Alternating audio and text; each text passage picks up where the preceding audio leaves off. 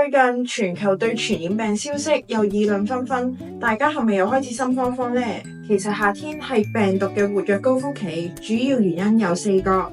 第一，高溫潮濕，病毒喺潮濕嘅環境係更加容易存活同埋傳播。2，室內環境封閉，成日困喺冷氣房，空氣唔流通，增加飛沫同接觸嘅傳播機會。3，群體活動增加，夏天旅行、聚會、兒童暑期活動變多，接觸機會都會更加多。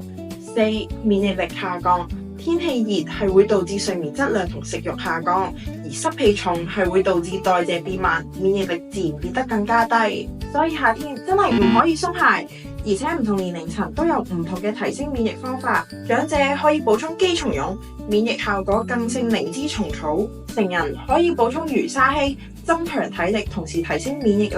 小朋友可以從腸道入手，補充益生菌，幫助抑制壞菌入侵。夏天唔止係防曬，所以要記得做好免疫防護。